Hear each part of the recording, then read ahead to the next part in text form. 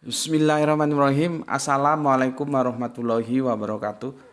Ashadu an la ilaha illallah, ashadu anna Muhammad Rasulullah. Allahumma sholli ala sayyidina Muhammad wa ala sayyidina Muhammad. Kama sholaita ala sayyidina Ibrahim wa ala sayyidina Ibrahim fil alamina innaka Hamidum Majid. Sebelumnya kita panjatkan dahulu doa kepada Gusti Allah Agung untuk saudara-saudara kita yang telah memberikan sholawatnya kepada channel dakwah ini, baik dari via TikTok maupun via YouTube ya. Semoga sholawat itu menjadi catatan langit amal soleh bagi mereka dan keluarganya kelak, dan insya Allah akan terbalaskan dengan balasan yang jauh lebih baik lagi ya. Karena dengan sholawat itulah maka channel ini dapat dengan setia hadir dalam ruang-ruang diskusi kalian semuanya dimanapun kalian berada. Kemudian untuk seluruh viewer terkasihku di mancanegara, di dalam negeri, aku ucapkan terima kasih atas apresiasinya. Semoga selalu always dan tidak pernah never. Tetaplah bertumbuh menjadi satu pribadi tangguh yang anti skip dan anti download. Bagi yang berkenan silakan saja di share, tapi linknya ya, link kajiannya. Jadi jangan diunduh, kemudian dipotong dan diunggah ulang. Karena sampai saat ini pun video Gus Putih belum lama, beberapa waktu yang lalu itu diambil kemudian dipotong dan diunggah ulang dan tanpa izin gitu ya. Maksudku mbok ya izin gitu ya. Orang Jawa bilang ada kulonwunnya, ada assalamualaikumnya. Nanti kalau memang oke, aku setuju ya monggo, kalau enggak ya jangan gitu ya. Oke, kita kali ini akan mengkaji ya Isa ya, Isa, kematian dan kebangkitan. Isa gini ya, kematian dan kebangkitan ya. Quran surat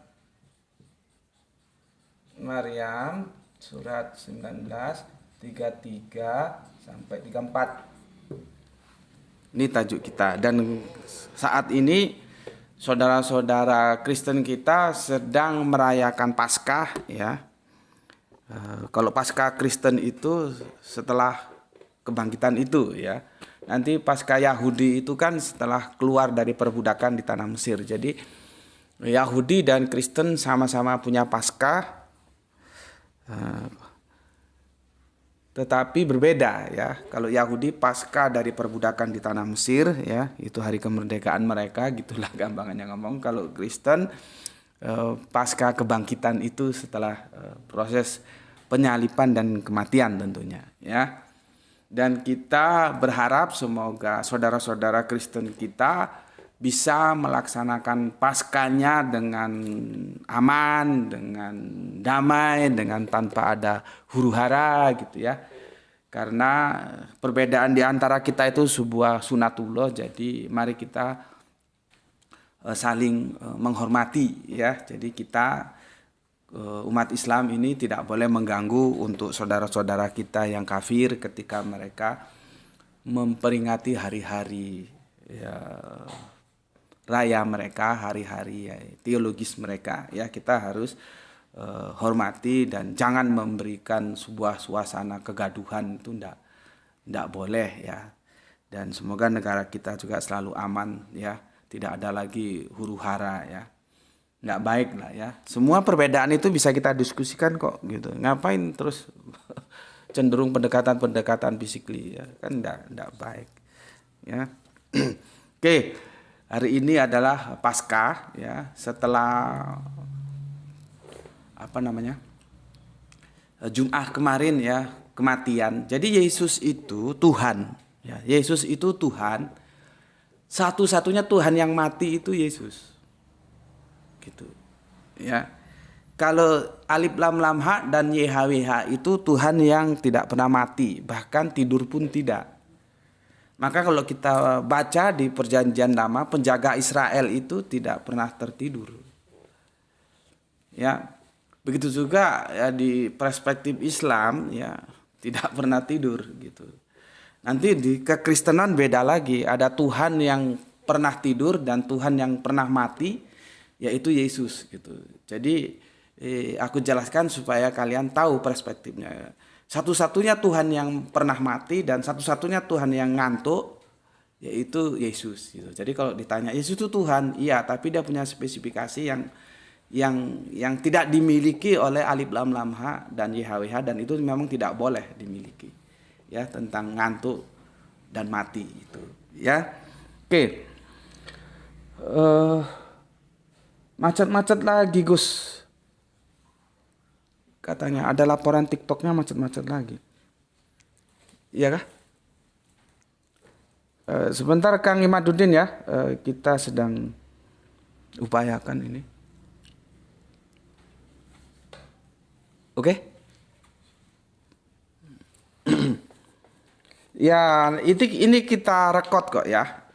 Kita live di TikTok, di YouTube, dan kita rekod. Cuman kalau rekod itu kan biasanya dia antri dulu. Ini materi-materi yang belum kita unggah juga masih banyak. Jadi antri dulu. Kalau yang live ya bisa diikuti sekarang. Oke? Oke, terima kasih Kang Imaduddin atas informasinya. Semoga tidak macet-macet lagi. Ya. Oke, ini tajuk kita Isa, kematian, kebangkitan, Quran Surat Maryam 19:33 dan 34. Aku kasih behind screen dulu ya. Kenapa aku membahas ini? Aku minum dulu. Bismillahirrahmanirrahim.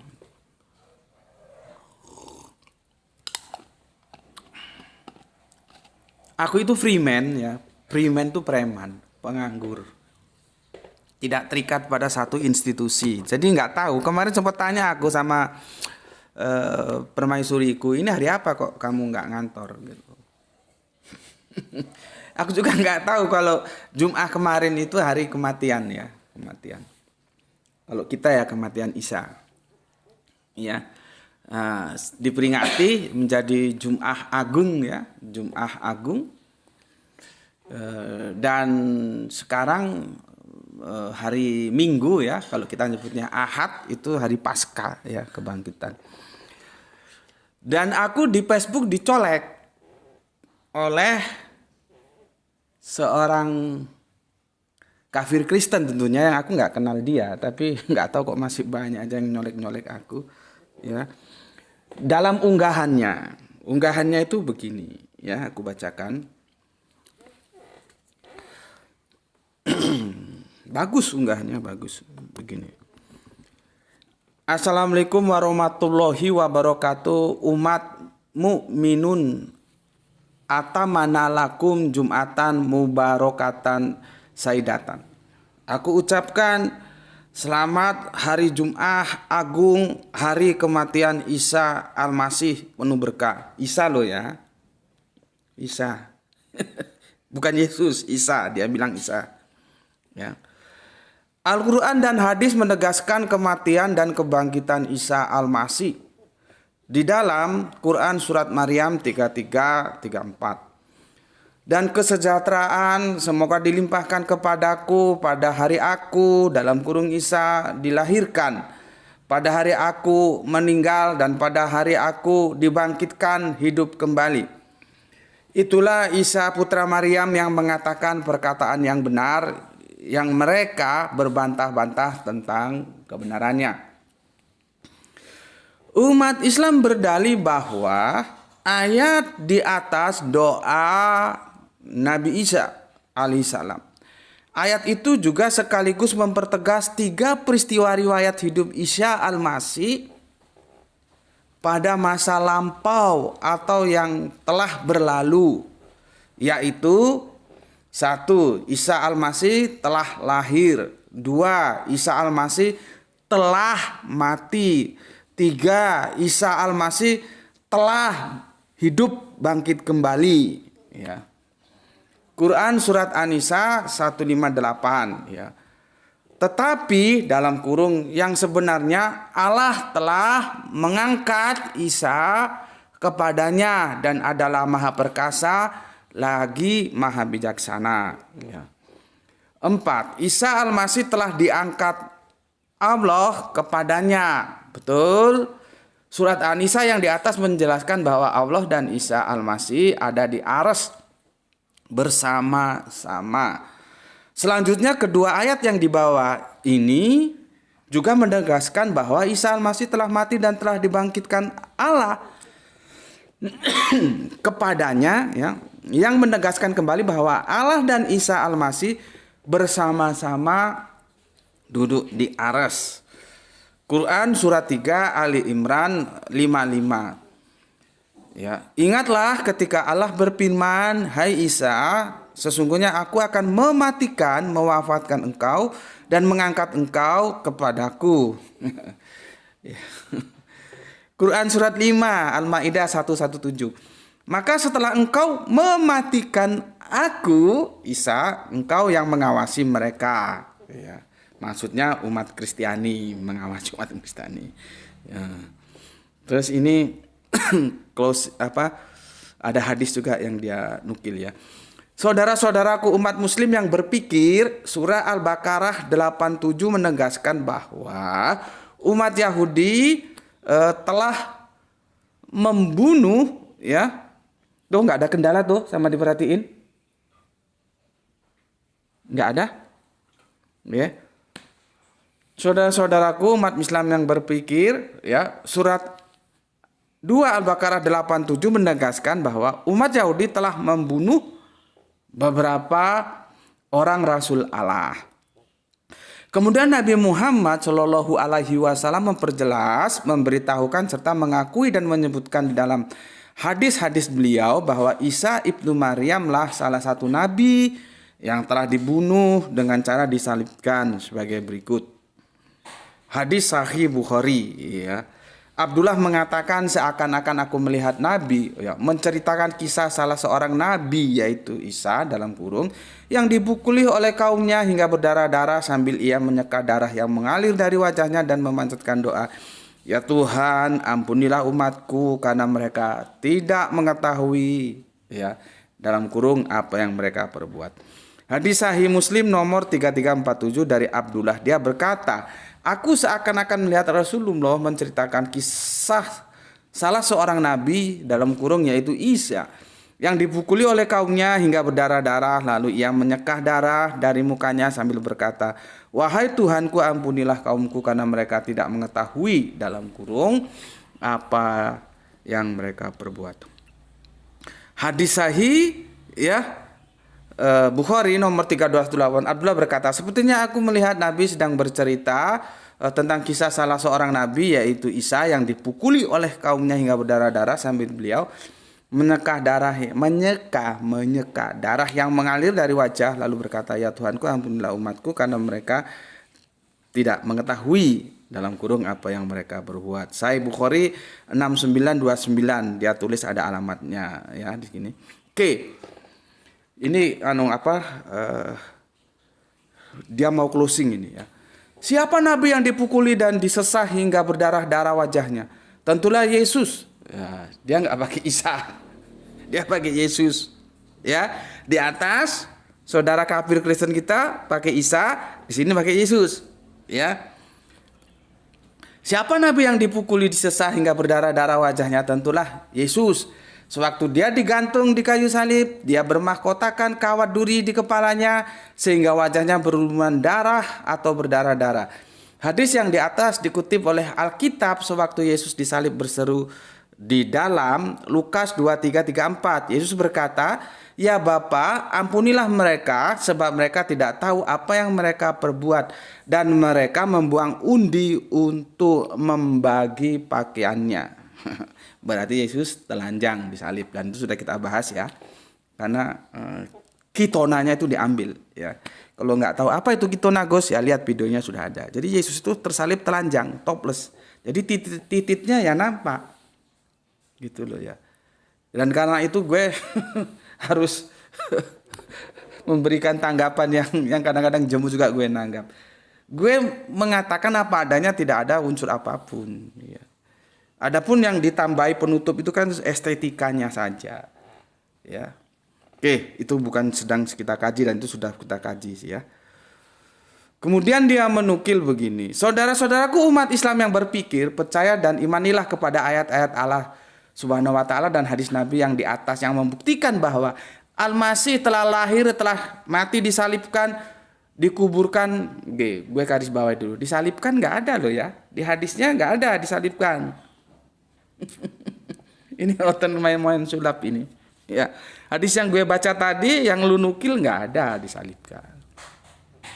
Gue nggak bicara dulu lah hadis itu sahih, doib, tetek benge, oke lah kita biarin aja itu hadis tuh ya. Tapi di situ tidak ada diksi disalibkan, jadi jangan digiring opininya ya.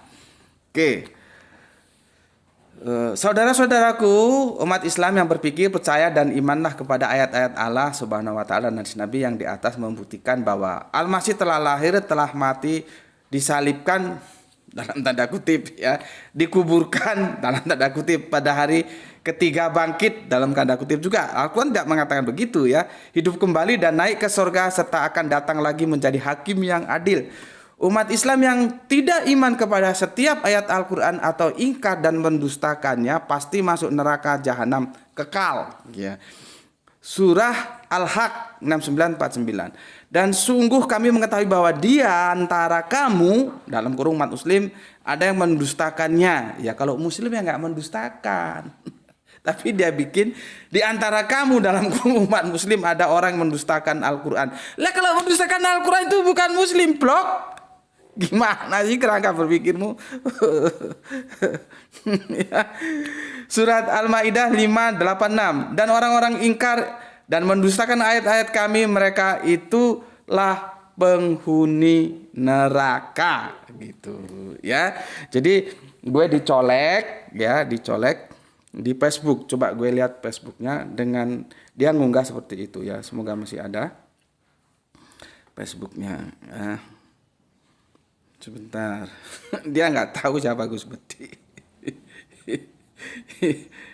Atau dia tahu, atau sebatas mana dia tahu ya. Karena sebetulnya hal-hal ini nggak perlu Gus Beti dicolek, karena kan beda. Gue kan anti mainstream. Bentar ya. Waduh, lemotnya ini. Bentar ya.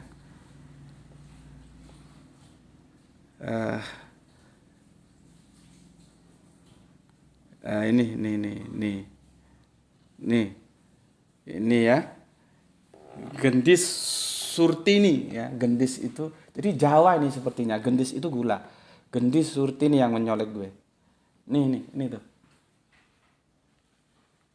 Gendis Surtini ya. Ini yang nyolek gue. Nih. Oke ya, terus kita buka ya. Ini lihat ya, gue buka ya colekannya. Yang gue baca tadi itu, itu. Tadi sudah gue baca. Ya. Ini. Oke, gue kasih tanggapan sekarang ya sesuai tajuk ini. Gue minum dulu ya. Nanti kalau ini sepertinya akan panjang ya, nggak tahu nanti gimana ya, kita jalanin aja lah ya. Bismillahirrahmanirrahim. Ini sudah makan waktu berapa nih tuh? Bismillahirrahmanirrahim. Ini masih introduction, sudah makan waktu 18 ya. Oke. Begini Surtini ya. Gendis Surtini. Lu harus pastikan dulu, apakah Isa itu sama dengan Yesus? Apakah Yesus itu sama dengan Isa? Gue perlu itu. Kalau lu tidak mengatakan bahwa Isa itu sama dengan Yesus atau Yesus itu sama dengan Isa, kamu memahami bahwa Isa dan Yesus adalah dua sosok pribadi yang berbeda, ngapain juga lu komentari Al-Quran? Gitu loh. Karena kan yang dibilang Al-Quran di Quran surat Maryam 19:33 itu Isa, bukan Yesus. Ya. Lu harus tentukan dulu sikap lu. Kalau gue baca, karena lu menggunakan dua nama, Isa dan Yesus, maka lu pada posisi bahwa Isa itu ya Yesus, Yesus itu ya Isa. Artinya kalian tahu, dalam perspektif dunia kekristenan sendiri terjadi dualisme. Kita sudah bahas tentang nomenklatur ya, ada beberapa saat yang lalu ya, dan akhirnya pemerintah mengiyakan sehingga nomenklaturnya terjadi pergantian dari Isa ke Yesus. Itu sebetulnya kurang kerjaan aja, itu goblok itu, nggak tahu bagaimana sejarahnya. Bagaimana milata Abraham ini terbangun. Tapi ya negara lewat pemerintahannya nggak mau repot-repot, dia minta ya sudah dituruti.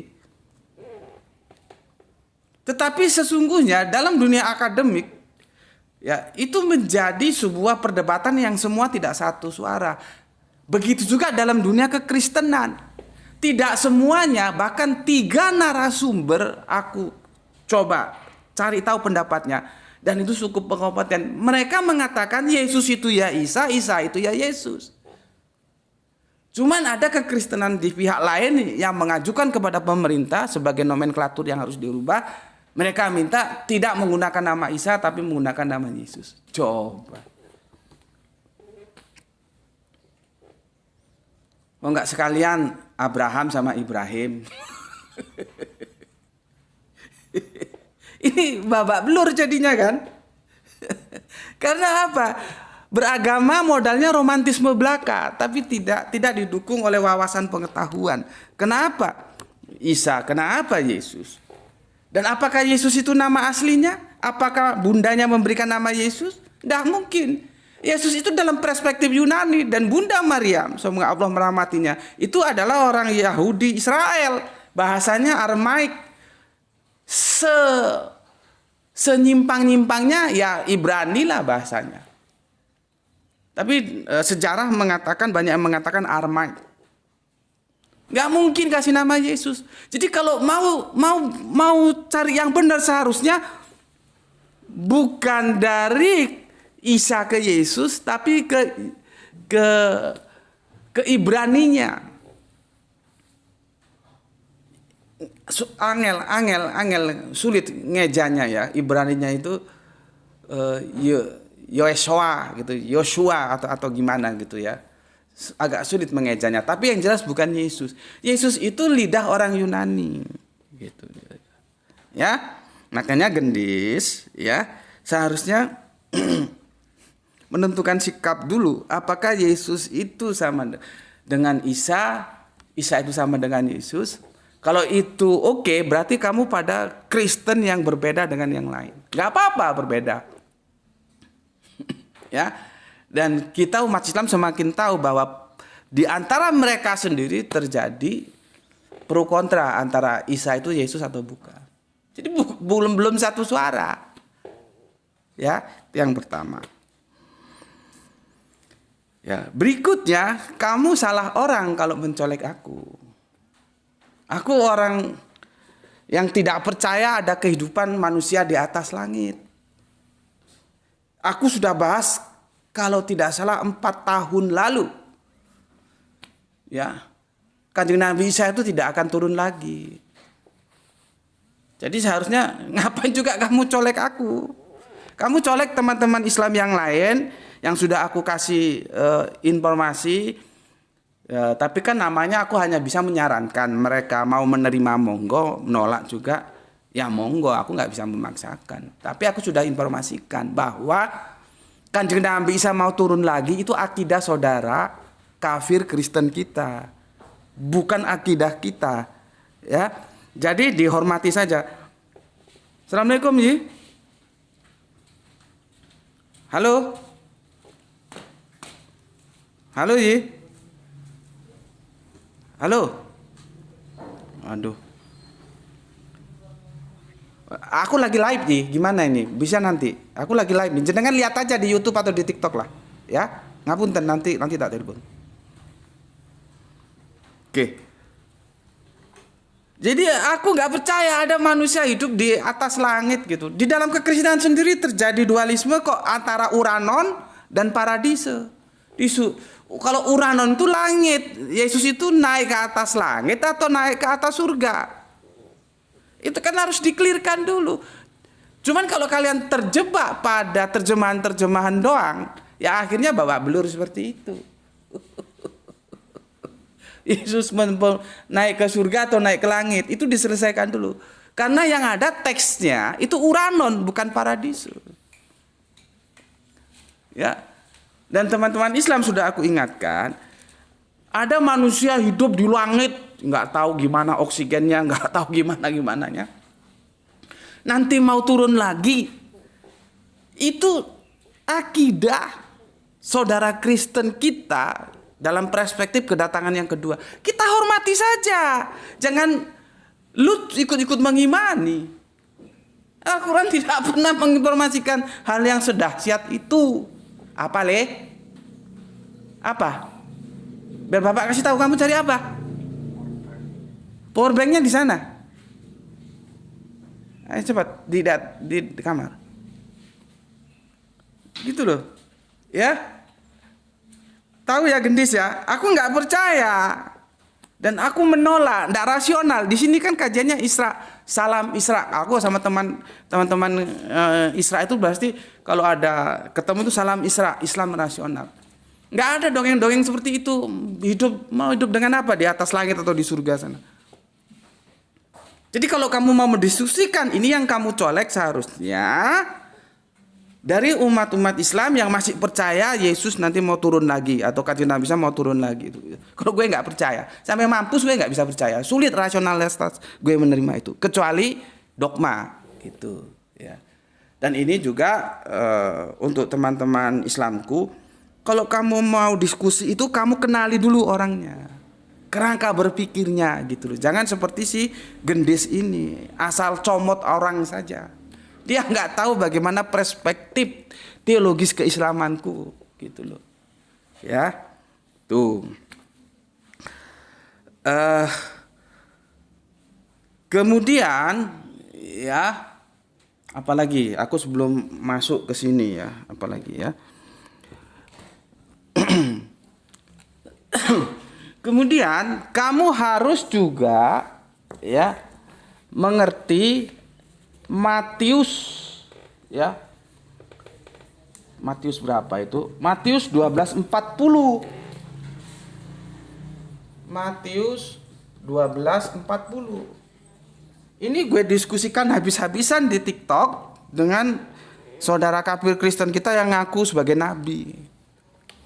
Ini kan silogisme yang dibangun. Ini kan tentang, ya aku nggak usah baca lah ya supaya waktunya, karena ini sebetulnya bukan tajuk yang harus kita bicarakan, tapi harus aku sampaikan juga meskipun sekilas karena ini juga dalam lingkaran diskusi kita.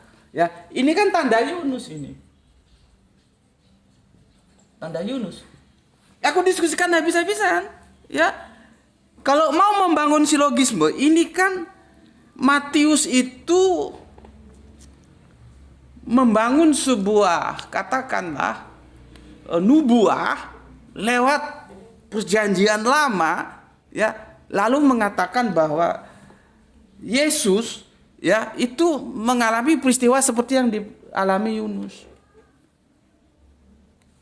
Ya, gue diskusikan berat sampai larut malam, sampai ngantuk-ngantuk. Gue bilang kalau mau membangun silogisme antara Yunus yang ditelan ikan dan Yesus yang pasca penyalipan ditelan bumi, ya, gue pada waktu itu titik waktunya nggak begitu gue tekankan. Yang gue tekankan hidup matinya, karena waktunya juga ini bermasalah sebetulnya. Bener nggak 3 hari 3 malam? Ya, gue hidup matinya. Gue tanya, ya, Yunus di dalam perut hidup atau mati? Hidup. Sekarang kalau menggunakan silogisme dibangun atas dasar Yunus, maka Yesus juga di perut bumi harusnya hidup, nggak mati. Gitu loh.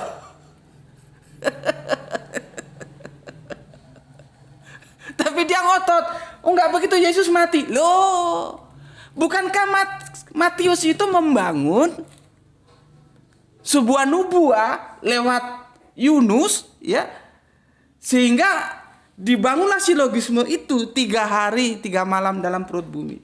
Kita sampingkan dulu waktunya ya. Kita bicarakan kondisinya dulu ya.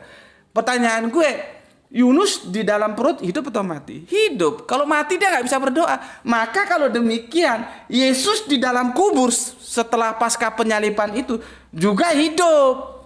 Kalau mati,